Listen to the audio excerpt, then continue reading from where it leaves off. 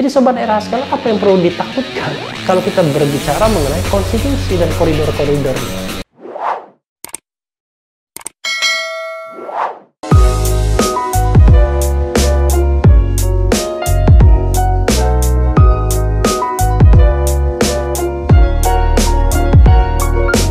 Assalamualaikum warahmatullahi wabarakatuh. Jumpa lagi dengan channel yang keren ini, keren cadas. Kali ini saya akan membacakan kembali 8 tuntutan kami, Koalisi Aksi Menyelamatkan Indonesia. Ini kesalahan saya Sobat RH sekalian, tidak membacakan dan menjelaskan soal tuntutan itu pada saat deklarasi dibacakan, dan setelah itu kita berkesempatan untuk mengambil video pertama. Tapi setelah saya bayangkan, setelah saya pikir-pikir, sepertinya perlu membacakan lalu sedikit menjelaskannya kepada Sobat RH sekalian yang barangkali tidak persis mengetahui 8 tuntutan tersebut. Bisa dikatakan tuntutan, formalnya begitu, tapi sesungguhnya kan ini adalah masukan bagi pemerintah, masukan bagi Presiden Jokowi atau penguasa. Dan yang menuntut ini adalah rakyat. Kebetulan saja berhimpun dalam sebuah wadah yang bernama kami, ya, Koalisi Aksi Menyelamatkan Indonesia. Saya ingin membacakan dan sedikit menjelaskan berdasarkan apa yang saya pahami, Sobat Era sekalian, ya. Berdasarkan hal itu semua, Koalisi Aksi Menyelamatkan Indonesia kami menuntut hal-hal sebagai berikut. 1. Mendesak penyelenggara negara, khususnya pemerintah, DPR, DPD, dan MPR untuk menegakkan penyelenggaraan dan pengelolaan negara sesuai dengan, dalam kurung, tidak menyimpang dari jiwa, semangat, dan nilai pembukaan Undang-Undang Dasar 1945 yang di dalamnya terdapat Pancasila yang ditetapkan pada tanggal 18 Agustus 1945 dan diberlakukan kembali melalui Dekret 5 Juli 59. Jadi Sobat Era sekalian, ini sebenarnya tidak seharusnya ditolak oleh penyelenggara negara. Di sini memang disebutkan penyelenggara negara itu pemerintah, DPR, DPD, dan MPR. Tapi sesungguhnya semuanya, ya, penyelenggara negara itu orang yang menyelenggarakan negara. Penyelenggara negara itu institusi sesungguhnya. Tetapi dalam institusi itu memang ada orangnya. Yang jelas yang diadres adalah institusinya terlebih dulu. Presiden itu institusi. Presiden Jokowi adalah orangnya. DPR, MPR itu majemuk. MK, MA, KY, dan lain sebagainya harus berlandaskan pada nilai-nilai dalam pembukaan Undang-Undang Dasar 1945 yang ada Pancasilanya, ada tujuan bernegaranya, yang disahkan pada tanggal 18 Agustus 1945 yang kemudian diberlakukan kembali melalui Dekret 5 Juli 59. Jadi jelas, ya. 2.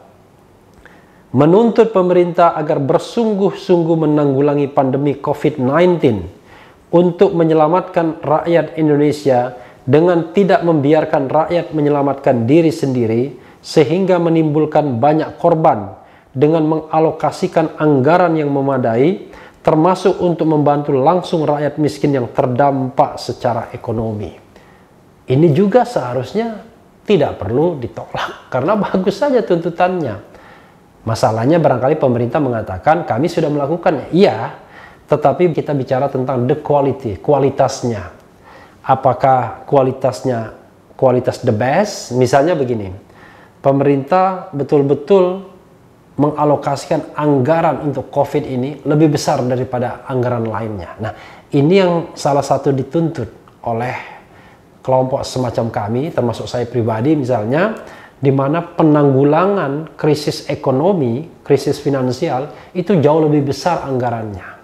Bahkan ditengarai ada free riders, penunggang gelap yang ingin memanfaatkan momentum COVID-19 untuk menyelamatkan usahanya masing-masing, padahal usaha mereka seperti perbankan misalnya sudah kolaps sebelum adanya COVID-19. Sehingga kebijakan pemerintah itu tidak pro pada penanganan COVID-19 dan kemudian juga menyelamatkan ekonomi rakyat, menyelamatkan perut rakyat, tapi justru menyelamatkan segelintir usahawan yang kebetulan punya lobby dekat dengan kekuasaan, bahkan mungkin berjasa bagi pemenangan presiden dan wakil presiden. Itu yang bisa saya pribadi tangkap ya. 3, menuntut pemerintah bertanggung jawab mengatasi resesi ekonomi untuk menyelamatkan rakyat miskin, petani, dan nelayan, guru, dosen, tenaga kerja bangsa sendiri, pelaku UMKM dan koperasi, serta pedagang sektor informal daripada membela kepentingan pengusaha besar dan asing. Nah, poin ketiga ini adalah soal komitmen. Sobat Era sekalian, mana yang kalau misalnya kita punya keterbatasan resources, terutama financial resources, mana yang dulu lebih diselamatkan? Apakah pengusaha besar dan pihak asing yang memberikan keuntungan pada penguasa, ataukah masyarakat banyak, entah itu buruh, nelayan, petani, pedagang kecil, UMKM, dan lain sebagainya, dan lain sebagainya. Nah, ini adalah soal komitmen, soal keberpihakan. Kita memang tidak boleh mendikotomikan pengusaha besar dan mereka-mereka yang merupakan pengusaha kecil, atau katakanlah masyarakat kebanyakan. Tetapi persoalannya, Sobat Hera sekalian, policy negara itu harus jelas keberpihakannya. Jadi bukan soal mendikotomikan. Kalau misalnya porsi kuenya itu terbatas, ya dahulukan dulu keselamatan masyarakat banyak yang mungkin jumlahnya 90% ketimbang yang 10%. Karena mereka hanya berkurang keuntungannya barangkali, atau usahanya jadi mengecil, atau usahanya bangkrut, tapi kehidupan mereka tetap bisa sustainable. Tapi rakyat banyak, kadang-kadang makan pun mungkin susah. Hari ini punya gaji 10-20 juta, besok 0 rupiah. Karena diberhentikan misalnya, karena tidak ada lagi. Kadang-kadang ironi muncul adalah di dalam segmen negara, orang rangkap-rangkap jabatan, rangkap-rangkap penghasilan ya. Makanya saya tidak setuju yang namanya penyelenggara negara rangkap dengan komisaris di BUMN, karena itu upaya untuk ya sekedar untuk memberikan tambahan penghasilan yang sudah besar jadi menjadi sangat besar dan timpang sekali dengan masyarakat kebanyakan. Jadi ini soal keberpihakan, poin ketiga ini. Poin keempat, menuntut penyelenggara negara. Nah, poin ini saya yang membacakan ya, khususnya pemerintah dan DPR, untuk memperbaiki praktik pembentukan hukum yang menyimpang dari Pancasila dan Undang-Undang Dasar 1945. Jadi memang Sobat Era sekalian, banyak hukum yang menyimpang dari semangat dari Pancasila dan Undang-Undang Dasar 1945. Ya, saya sebut misalnya terakhir RUU Minerba, atau RUU Omnibus Law yang banyak dikritik, atau Undang-Undang Nomor 19 Tahun 2019 yang ditengarai merupakan pelemahan KPK.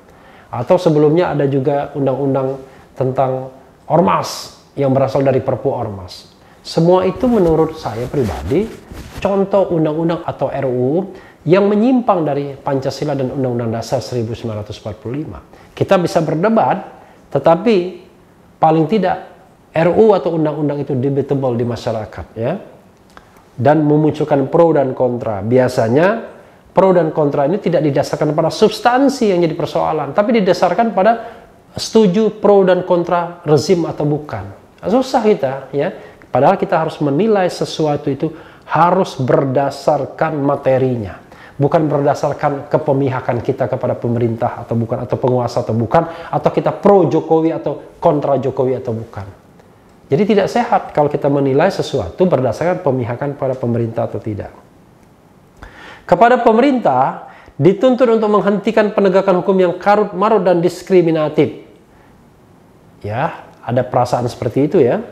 Penegakan hukum yang karut-marut dan diskriminatif, memberantas mafia hukum. Harus diakui mafia hukum masih banyak. Ya, baik itu dalam proses misalnya penyelidikan, penyidikan, penuntutan. Jadi kita harus mengakui bahwa mafia hukum masih berkentayangan. Menghentikan kriminalisasi lawan-lawan politik, ini juga penting Sobat Era sekalian. Jangan sampai kemudian bukan lawan-lawan politik sesungguhnya. Ya katakanlah orang yang berbeda pendapat, lalu tiba-tiba diincar kesalahannya. Negara demokratis, menurut saya Sobat Era sekalian, tidak boleh memenjarakan orang karena tulisan, karena pendapat. Karena itu sebuah rezim otoriter, kecuali kalau ada serangan secara fisik. Kalau serangannya hanya verbal saja, hanya kata-kata saja, dan negara menghukum orang tersebut, maka sesungguhnya kita sedang berada di tubir jurang otoritarianisme. Yang kadang-kadang di-entertain oleh para ahli ya. Orang-orang pidana misalnya mengatakan, wah ini ada ancaman, ada potensi melanggar dan lain sebagainya dan lain sebagainya. Padahal kalau kita balik ke babonnya Undang-Undang Dasar, maka kemerdekaan pikiran dan hati nurani itu adalah hak azazi manusia yang tidak bisa dibatasi dalam keadaan apapun. Cuma celakanya pelajaran hukum kita ini kadang-kadang tidak sampai ke konstitusi. Hanya pada undang-undang saja yang levelnya di bawah konstitusi. Begitu ya Sobat Era sekalian. Menangkap dan menghukum berat para penjara kekayaan negara. Nah, ini maksudnya adalah para koruptor ya. Para koruptor kadang-kadang hukumannya ringan-ringan saja, korupsinya gila-gilaan. Belum lagi kalau kita pastikan apakah betul mereka mengalami proses pemidanaan yang benar ya. Entah itu di Sukamiskin atau di tempat-tempat lain yang merupakan penjara para koruptor. 5. Menuntut penyelenggara negara untuk menghentikan sistem dan praktek korupsi, kolusi, dan nepotisme KKN, serta sistem dan praktek oligarki, kleptokrasi, politik dinasti, dan penyelewengan penyalahgunaan kekuasaan. Apa masalahnya ya? Baik-baik saja. Tentu politik dinasti yang dikatakan ini adalah politik dinasti yang tidak benar ya. Misalnya ya kasus contoh nominasi Gibran dan Bobi, itu mungkin secara hukum tidak melanggar, tapi secara etika kan luar biasa pelanggarannya. Karena dia memotong alur regenerasi politik misalnya. Didukung oleh semua partai politik, di mana partai politik berhitung terhadap hubungan baiknya dengan ayahnya atau Presiden Jokowi. Jadi ada hal-hal yang tidak sehat ya ketika anak presiden atau menantu presiden ikut dalam kontestasi. Mestinya tunggulah dulu, tapi kalau menunggu kan belum tentu mendapatkan momentum sebaik ini gitu ya. 6. Menuntut penyelenggara negara, khususnya pemerintah, DPR, DPD, dan MPR untuk tidak memberi peluang bangkitnya komunisme, ideologi anti-Pancasila lainnya, dan separatisme serta menghentikan stigmatisasi kelompok keagamaan dengan isu intoleransi, radikalisme, dan ekstremisme serta upaya memecah belah masyarakat. Jadi yang kita lawan adalah mereka yang nyata-nyata mau mengembangkan ajaran komunisme, ideologi Pancasila dan separatisme. Jangan kelompok-kelompok keagamaan yang kemudian dimusuhi dengan mencap mereka intoleran, radikal, ekstremis dan lain sebagainya. Padahal ini jangan-jangan hanya agenda segelintir orang untuk tetap mencari legitimasi agar mereka tetap di inner circle kekuasaan dengan menakut-nakuti kekuasaan bahwa ada bahaya yang seperti ini sehingga mereka punya legitimasi untuk tetap berada di inner circle kekuasaan tersebut. Begitu pula mendesak pemerintah agar menegakkan kebijakan ekonomi dan politik luar negeri bebas aktif dan tidak condong bertukuk lutut kepada negara tertentu. Ya juga baik. Maksudnya ya jangan kita sepertinya berorientasi pada hubungan ke Cina saja. Ingat, the founding parents kita merumuskan politik luar negeri kita bebas dan aktif. Jadi bukan ke blok tertentu seperti zaman Orde Lama, ya, blok Jakarta, Peking, Pyongyang, tidak begitu. Kita merupakan bagian non-aligned movement, ya, jadi gerakan non-blok. Tapi tidak hanya non-blok dalam artian pasif, tapi kita juga aktif. Makanya politik luar negeri kita bebas dan aktif. Kemudian 7. Menuntut pemerintah untuk mengusut secara sungguh-sungguh dan tuntas terhadap pihak yang berupaya melalui jalur konstitusi mengubah dasar negara Pancasila sebagai upaya nyata untuk meruntuhkan NKRI hasil proklamasi 17 Agustus 1945 agar tidak terulang upaya sejenis di masa yang akan datang. Poin ketujuh ini adalah poin mengenai RUU HIP ya. Rancangan undang-undang haluan ideologi Pancasila. Kalau memang ada niat sungguh-sungguh untuk mengubah Pancasila dan haluannya, ya maka kemudian pemerintah harus mengusutnya secara sungguh-sungguh. Walaupun saya pribadi tidak memberikan penekanan yang luar biasa pada poin ketujuh ini. Poin 8, menuntut presiden untuk bertanggung jawab sesuai sumpah dan janji jabatannya, serta mendesak lembaga-lembaga negara, MPR, DPR, DPD, dan MK untuk melaksanakan fungsi dan kewenangan konstitusionalnya demi menyelamatkan rakyat bangsa negara Indonesia.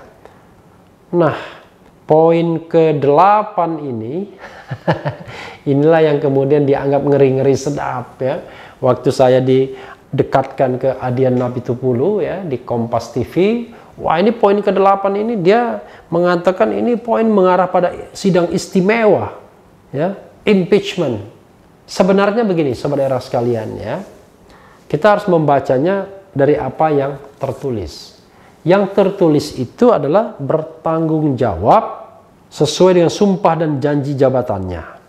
Artinya begini, kita tahu bahwa seorang presiden ketika dia dilantik ya, diambil sumpahnya oleh Ketua Mahkamah Agung, dia akan mengucapkan sumpah. Nah, sumpah jabatan presiden itu di pasal 9, ini bisa saya bacakan ya.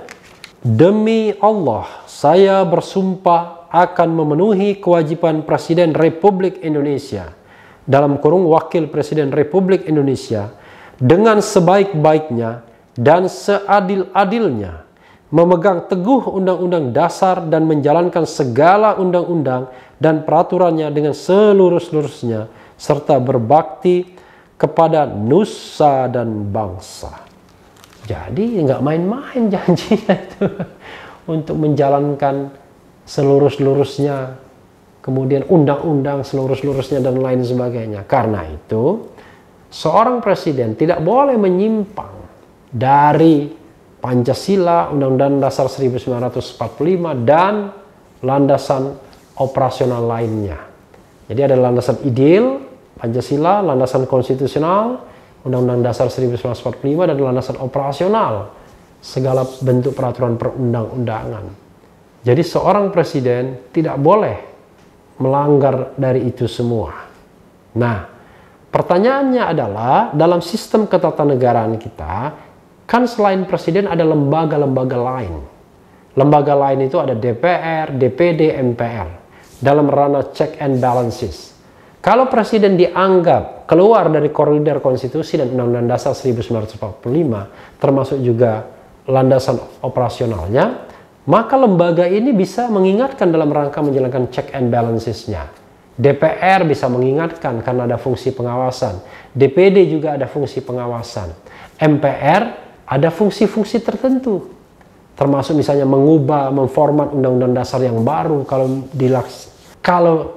kalau dirasakan sistem kekuasaannya timpang misalnya, terlalu berat kepada presiden. Nah, maksudnya poin 8 itu Sobat RH sekalian, demikian juga MK bisa melaksanakan fungsinya dalam check and balances. Misalnya ada produk, katakanlah produk kong kali kong antara presiden dan DPR dalam bentuk undang-undang misalnya. Let's say misalnya yang banyak dikritik Undang-Undang Minerba atau Undang-Undang Corona. Maka MK harus menjalankan tugas konstitusionalnya untuk melakukan uji konstitusionalitas. Jadi sebenarnya ini adalah sistem bertata negara kita, sistem berdemokrasi kita. Tapi ada yang mengatakan ini upaya untuk melakukan sidang istimewa. Kalaupun sidang istimewa kan nggak ada masalah juga. Karena yang tidak boleh itu adalah mengganti presiden di luar konstitusi.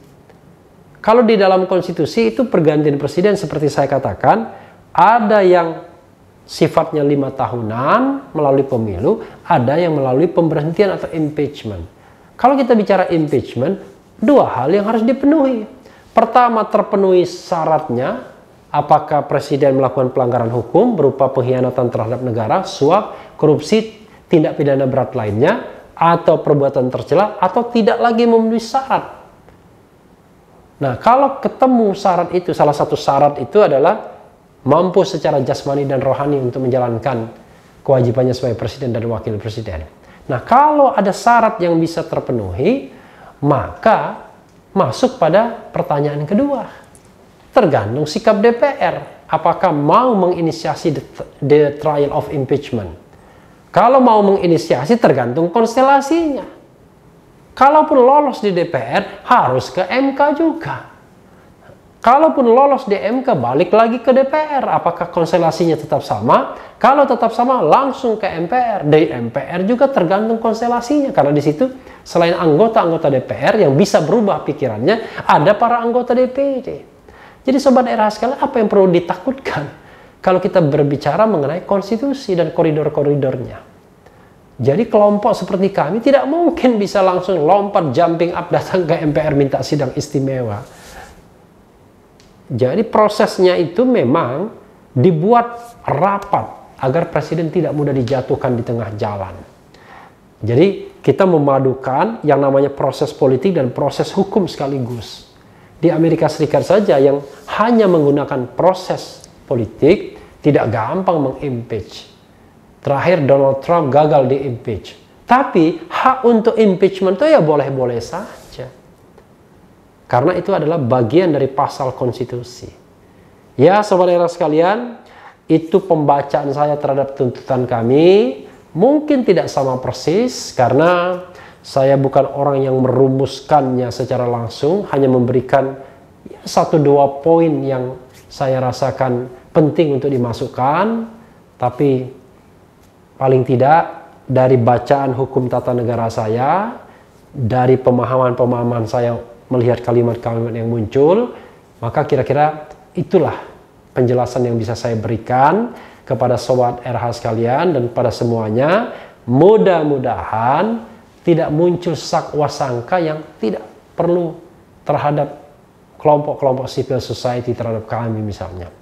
Jadi sesungguhnya kita harus menyambut baik inisiatif-inisiatif masyarakat non-state untuk berpartisipasi di dalam kehidupan ketatanegaraan kita. Selain kami, ada juga kita misalnya. Jadi sama-sama kita bergandeng tangan untuk memperjuangkan nilai-nilai apa saja yang harus ada di Republik ini, yang seharusnya diperjuangkan dan kemudian diimplementasikan. Ya, sobat daerah sekalian, mudah-mudahan dengan pembacaan ini sedikit memberikan penerangan. Tentu saya tidak berharap bahwa ada pemahaman 100%, karena saya pun menginterpretasikan apa yang dibacakan, apa yang tertulis, tapi paling tidak ya bisa memberikan insight, kedalaman pikiran bagi kita semua untuk melihat negara ini lebih baik dan lebih baik lagi ke depan. Dan yang terpenting tetap di channel ini, karena di channel ini Anda akan dirayu, ditipu, dibaperin, dicecar, diuber pula di channel khusus. Karena channel ini adalah channel yang mengancam, memeras, dan membenci. Jangan lupa subscribe, like, comment, and share.